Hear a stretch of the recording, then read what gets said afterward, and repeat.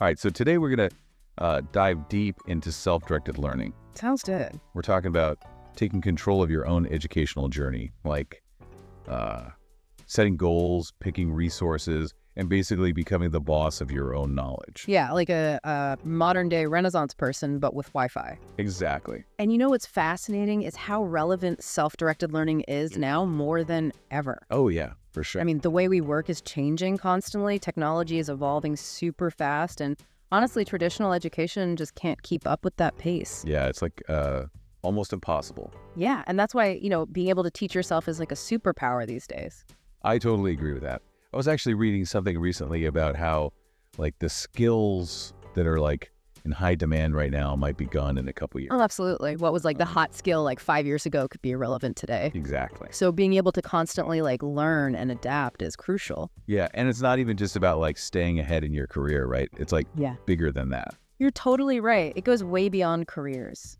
It's about unlocking your own potential, pursuing those passions you have, broadening your horizons, and just becoming a more well-rounded person. Okay, I love all of that. I love expanding my horizons, but where do we even start? Like the whole idea of self-directed learning can feel kind of overwhelming, I totally get it. It can feel like you're staring at a blank page, not knowing where to start. Yeah. But that's where the real beauty of self-learning comes in. Okay, tell me. You get to choose what you want to learn, when you want to learn it, and how you want to learn it. There are no rigid schedules or strict syllabuses holding you back. Oh, okay. I like that. No more like cramming for exams the night before. Hopefully not. Although even with self-directed learning, a bit of structure and a clear purpose can make a huge difference. Right. Okay. So first things first, how do we figure out what we even want to learn? Like I feel like I have a million interests, but narrowing it down just seems impossible. It all starts with a bit of introspection. What are you genuinely curious about? What skills have you always wanted to develop? What knowledge gaps are you eager to fill? That makes me think of all the times I've said, I wish I knew how to. Like coding. Oh, yeah. I've always wanted to build a website, but it's always seemed so intimidating. That's a perfect example. And that's where setting those SMART goals comes in. Smart goals. Yeah, it's a framework that helps you define your goals in a way that really sets you up for success. Okay. So SMART stands for specific, measurable, achievable, relevant, and time-bound. Okay, so instead of just saying, I want to learn to code, I could say, I want to build a basic website using HTML and CSS by the end of the year. Exactly. You've made it specific, measurable, achievable, relevant to your interests, Right. And you've given yourself a deadline. Okay, I love it. That's a SMART goal in action. So does this apply to any type of self-learning goal? Whether it's learning a new language, picking up an instrument, or even becoming a master sourdough baker? Absolutely. It's all about taking those big, intimidating goals and breaking them down to smaller, manageable steps that you can track and celebrate along the way. Okay, I'm starting to love this SMART goal concept. It already feels less overwhelming. Good. So we've got our goals, but how do we actually go about learning? It's not like we have a professor giving us a syllabus and a reading list, right? That's true, but that's where the adventure begins. The world becomes your classroom, and the resources are practically endless. Think books, online courses, podcasts, documentaries, you name it. Oh man, my to-be-read pile is about to reach new heights. It might. But the key is to be strategic about what you choose. Not all information is created equal, So how do we sift through all of that and find the good stuff? It's about seeking credible sources. Look for things like established websites, books by respected authors, courses offered by reputable institutions. And don't forget about peer review. Look for materials that have been checked by experts in the field. That's a really good point. It's so easy to get caught up in a spiral of information that might not even be accurate. Exactly. And that's why it's super important to be a critical thinker when you're learning independently. Don't just accept everything you read or hear. Question assumptions, look for evidence, and consider different viewpoints. This reminds me of that saying, believe nothing you hear and only half of what you see. Exactly. A bit of skepticism can be a good thing. But remember, being critical doesn't mean being cynical. It's about approaching information with a discerning eye, not a closed mind. Okay, I'm ready to put on my critical thinking cap. Yeah. So we've set our SMART goals. We found some credible resources. Now what? It's time to actually start learning right. Right. But how do we make sure this new information sticks? Because I am so guilty of reading something and forgetting it completely the next day. That's a super common challenge. And it all comes down to how we engage with the material. It's not enough to just passively absorb information. We need to actively process it, make connections, and find ways to actually apply it. So it's not just about the input, it's also about the output. Exactly. It's like working out. You wouldn't just watch fitness videos all day and expect to get in shape, right? Yeah. You have to actually lift weights, run, and push yourself. Okay, I see the analogy there. Yeah. So what are some of those mental workouts we can do to make sure our learning really sticks? There are so many great techniques out there. One of my favorites is the Feynman technique. Feynman technique. That sounds familiar. Remind me how that works again. It's incredibly simple. You take a concept you're trying to learn and you explain it as if you were teaching it to a child. Wait, so do I actually have to find a child and explain quantum physics to them? Haha. That could be fun, but it's more about adopting that mindset. Okay. The act of simplifying something and explaining it forces you to truly understand it. If you can't break it down into simple terms, you probably haven't fully grasped it yourself. Oh, that is so true. I've totally had moments where I'm trying to explain something and then realize, wait, I don't even know what I'm talking about. Exactly, and that's a valuable moment. It helps you pinpoint where you're lacking understanding and focus your efforts. You know, this is making me think about all those times I struggled to help my siblings with their homework. Maybe I was accidentally using the Feynman technique without realizing it. You probably were. Teaching is seriously one of the best ways to learn. Okay, so with the Feynman technique, I'm pretending to be a teacher, even if my only student is myself. Right. And you can even take it a step further by actually teaching what you've learned to someone else. Find a friend, a family member, even your pet, and try explaining the concept to them. Okay, well, my dog might not be the most attentive student, but I get the idea. It's about actively retrieving and using the information and not just letting it sit in our brains. Exactly. And that's a key principle of effective learning. The more we retrieve and use information, the stronger those neural connections become. It's like creating a well-worn path in the forest of our minds. I love that. The more we walk it, the easier it is to find our way back. That perfectly captures the idea. Okay, so we've got the Feynman technique for active learning and retrieving information. What other tools should we add to our self-learning toolkit? Well, remember that concept of the forgetting curve we mentioned? Oh, right. The idea that we forget most of what we learn unless we actually work to retain it. Yes. And that's where spaced repetition comes in. It's a technique that involves revisiting material at spaced intervals, so it really sinks in. So instead of cramming everything in one go and hoping for the best, we space out our study sessions and review the material over time. Exactly. Think of it like going to the gym. You wouldn't expect to be super fit after just one workout. It takes consistent effort and repetition over time to see results. This is starting to sound a lot more manageable than I initially thought. It's all about breaking down the learning process into smaller, more consistent chunks. Exactly. And that's one of the biggest benefits of self-learning. You get to set the pace and create a schedule that works for your life, not against it. No more all-nighters fueled by caffeine and desperation. Hopefully not. But hey, even if you do find yourself pulling an all-nighter, spaced repetition can still help. Just make sure to revisit the material later after a good night's sleep. Good advice. Yeah. I think I'm finally starting to see the light at the end of the self-learning tunnel. Good. It's not about being a genius or having superhuman willpower. No. It's about using effective strategies and being consistent. You got it. Self-learning is a journey, not a destination. And the more we practice these techniques, the better learners we become. This is actually making me feel really empowered, like I can achieve those goals I've been putting off for years. That's the spirit. Remember, the most important thing is to just start. Take that first step. And don't be afraid to experiment and discover what works best for you. Okay, I'm feeling inspired. But before we get carried away, how about we talk about some of the more practical aspects of self-learning? Sure. Like how do we actually organize all of this information and stay on track? My current system mainly involves sticky notes and random scraps of paper. I hear you, but don't worry, we've got you covered. That's exactly what we'll be diving into next. Creating a self-learning environment and system that really supports your success. That sounds amazing. I'm ready to turn this chaos into a well-oiled learning machine. Awesome. Let's do it. The world of self-directed learning awaits. So are you ready to go from scattered sticky notes to a more structured way of learning? Oh yeah, absolutely. I am. My current system is basically just organized chaos. Okay. Seriously, just a mountain of notebooks and random pieces of paper. Hey, if it works, it works. True.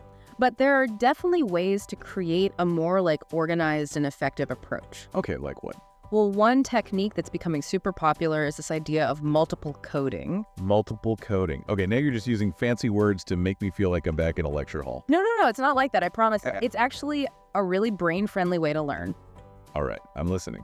So the basic idea is to tap into different parts of your brain by encoding information in multiple ways. Okay, give me an example. Sure, let's say you're learning about a historical event like the American Revolution.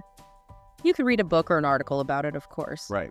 But to really make that information stick, you could also sketch out a timeline of the key events, Okay. create flashcards maybe with important figures and battles, or even try writing a short story or a song from the perspective of someone who lived through that time. Wow. Okay, that's some next level note taking. It is. So it's about using our creative side to make the information more memorable and engaging. Exactly. The more ways you encode information, the more pathways your brain creates to access it later. Okay. It's like building a mental map with multiple routes leading to the same destination. I love that analogy. So if one path is blocked, there's always a detour. Exactly. With multiple coding, if just reading about something isn't working, I can switch gears and try something more visual or hands-on. Precisely. And the best part is you can tailor it to your own personal learning style. Oh, okay, cool. If you're a visual learner, go all out with mind maps and diagrams. If you're more auditory, record yourself explaining the concept or find a podcast about it. This is making me realize that learning shouldn't be a one-size-fits-all kind of thing. Right. We can really customize it to fit our own strengths and preferences. Absolutely. Speaking of unique approaches, let's talk about the big myth of self-learning routines. Myth-busting time.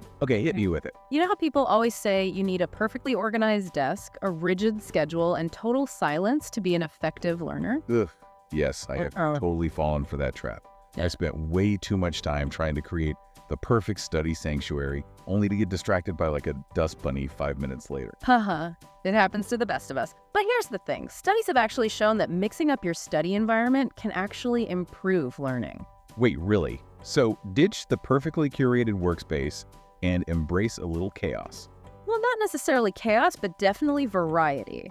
Try the library one day, a coffee shop the next. Good. If the weather's nice, maybe even a park. So you're saying a little distraction is actually a good thing? It can be.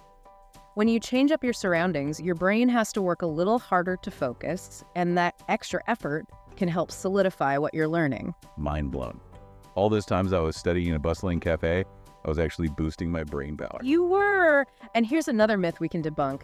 Complete silence isn't always necessary. Really? Some people learn better with a little background noise. Oh, this is music to my ears. Wow. I've always felt a little guilty about studying with music on. Don't feel guilty. As long as it's not too distracting, music can create a more relaxed and focused atmosphere. So it's all about finding what works for each individual learner. Exactly. Some might love a quiet library, while others need a little more hustle and bustle. It's about experimenting and finding what helps you concentrate and absorb the information. I'm so glad to hear that. Yeah. It makes me feel much better about my all-over-the-place study habits. Don't worry about being perfect. Embracing your own unique style can make you a much more effective learner in the long run. Okay, so we've debunked some myths about study environments and routines. Now let's talk about organization. I tend to start off strong with super detailed notes, and then things kind of devolve into a jumbled mess of scribbles and half-formed ideas. How do I stop that from happening? I know that feeling. But there are some really simple strategies to help you stay organized. Okay. One of the most effective is using a system for note-taking. A system, like a secret code or something. Haha, I wish it were that exciting. Okay. But there are definitely note-taking methods that have been proven to make a difference. Like what?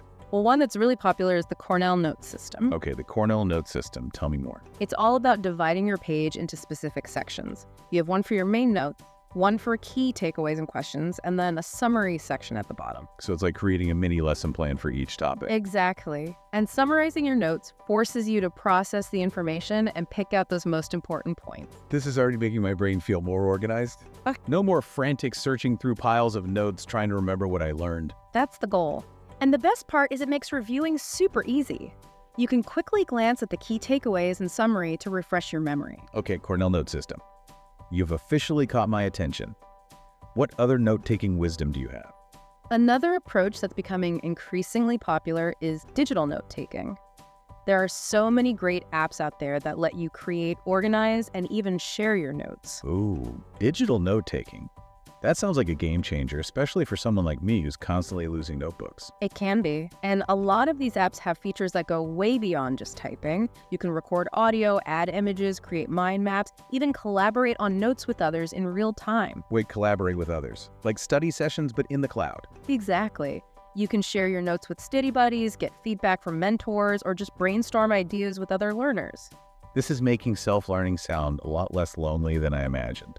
It's like having a built-in support system. It is. And that social aspect can be incredibly motivating and enriching. Okay, so we've got systems for note-taking, digital tools for organization, and even virtual study partners. It's amazing. But let's talk about staying on schedule. Okay. I have this terrible habit of setting super ambitious goals and then getting discouraged when life inevitably gets in the way. It's a very common trap. We get excited about learning something new and then set these unrealistic expectations. Yeah. The key is to be kind to yourself and create a schedule that's truly sustainable. Easier said than done. Yeah, I am the queen of overcommitting and then feeling overwhelmed. I hear you. But remember, self-learning should be enjoyable, not stressful. Right. Start by setting small, achievable goals and gradually increase your commitment as you build momentum. So instead of shooting for an hour of study every day, I could start with like 20 minutes 3 times a week. Exactly. And be realistic about your time constraints. Okay. If you know you have a busy week coming up, adjust your schedule. Don't set yourself up for failure by trying to squeeze in more than you can handle. This is already making me feel better. Good. And remember, it's okay to take breaks. In fact, it's essential. So those Netflix binges aren't a complete waste of time. Haha. Maybe not entirely. But definitely make sure you're balancing screen time with offline activities that help you recharge. Okay, so maybe I'll swap out those true crime documentaries for some nature walks. That sounds like a great plan. Maybe some reading. Good. So how are you feeling about your self-learning journey so far? Yeah. Are you ready to ditch the sticky notes and try a more structured approach? Honestly, I'm feeling a mix of excitement and nervousness. Okay. It's a bit daunting to think about changing my whole learning process, but I'm also super motivated to make it work. I think I'm finally ready to create a learning environment that actually helps me succeed. That's fantastic. And remember, you don't have to do this alone. We're here to help guide you and provide you with the tools and resources you need. I'm really glad to have a guide through this self-learning wilderness. It makes a huge difference. Of course. Now let's switch gears and talk about one of the most important and often overlooked aspects of self-learning. Embracing reflection. Reflection. Is this where I stare into a mirror and contemplate the meaning of life? Close. But we're talking about taking the time to intentionally think about your learning process. Yep. What's working, what's not, and how you can constantly improve. So it's like a mental debrief after each learning mission. Exactly. It's about taking a step back and analyzing your experience, both the successes and the challenges. I can definitely see the value in that. It's so easy to get caught up in the everyday learning and forget to look at the bigger picture. It happens to all of us. But reflection can help you see those patterns in your learning, understand your strengths and weaknesses, and tweak your strategies. So it's like having a personal learning coach right inside our own minds. Precisely.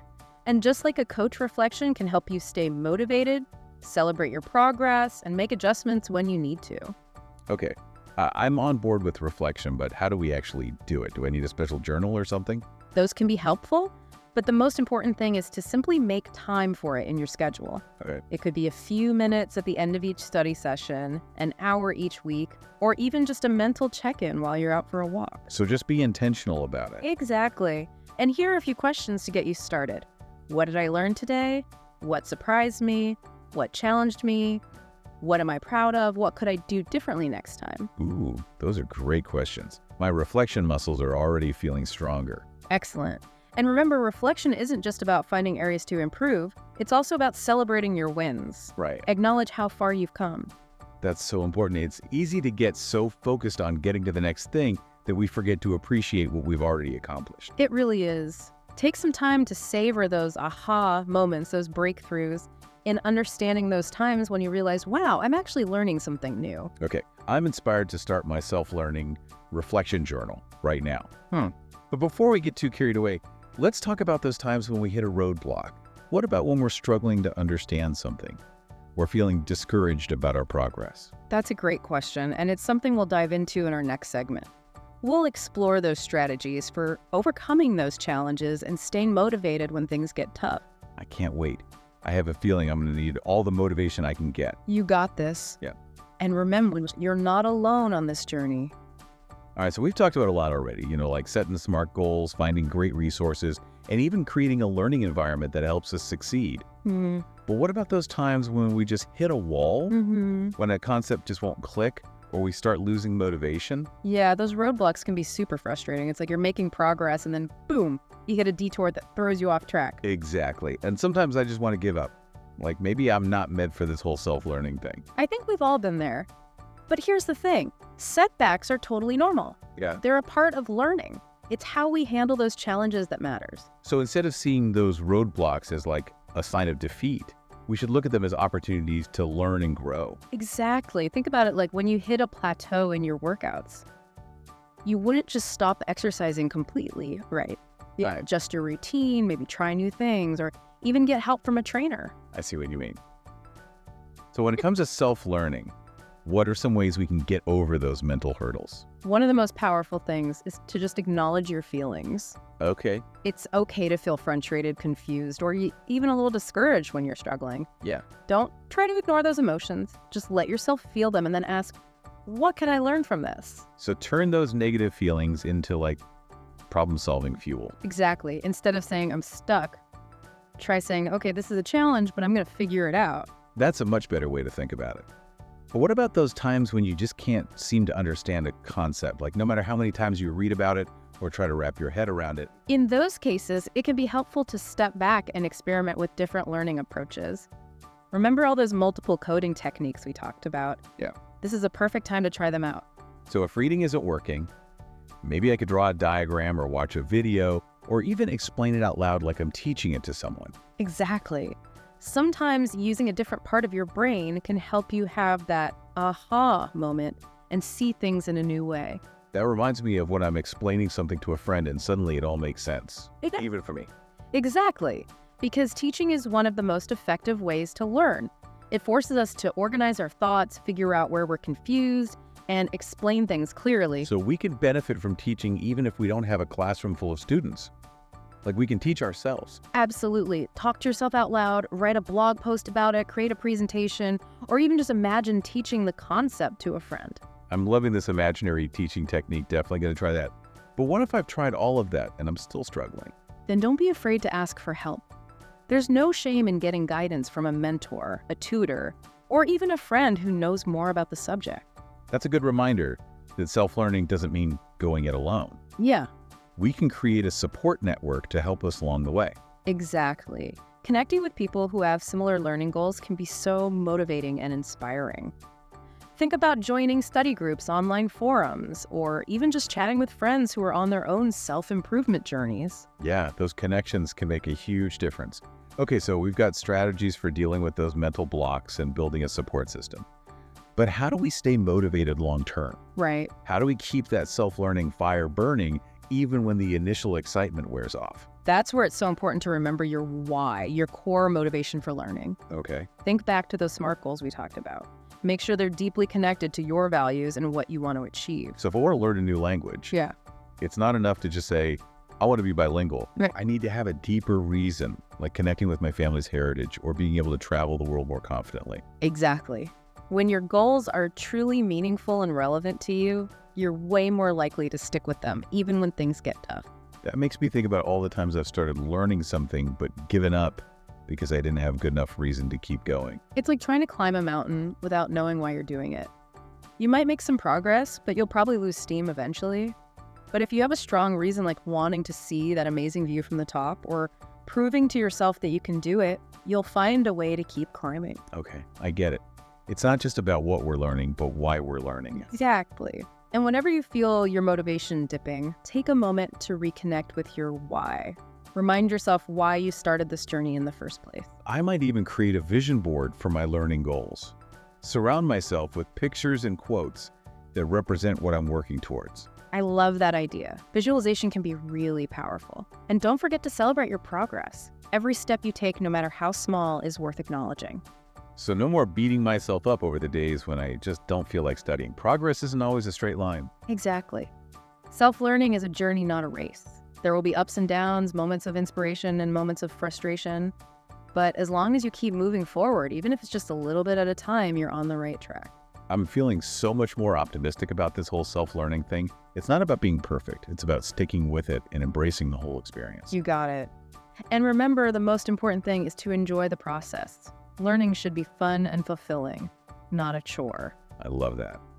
I'm definitely ready to ditch the pressure and stress and find a more relaxed and enjoyable way to learn. That's the spirit. Well, we've covered a lot in this deep dive. We have. We've explored the incredible power of self-directed learning, the tools and strategies for success, and how important it is to embrace the journey with all its ups and downs. It's been an amazing journey. So what's the big takeaway? What does it all mean for our listeners who are ready to start your own self-learning adventures? It means you have the power to become a lifelong learner no matter who you are or where you're at in life. Okay. It means you can achieve those dreams you had, even the ones that seemed impossible before. Wow.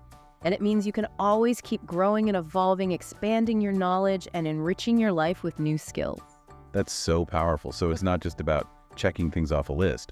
It's about becoming better versions of ourselves. Exactly. And if there's one thing to remember from all of this, it's this. Be curious, be willing to experiment, and don't be afraid to make mistakes. The learning process is just as important as the end result. Beautifully said. I think we've officially unlocked the secrets of self-directed learning. Now it's time for you all to go out there, embrace your curiosity, and never stop learning. You might just surprise yourself with what you're capable of achieving.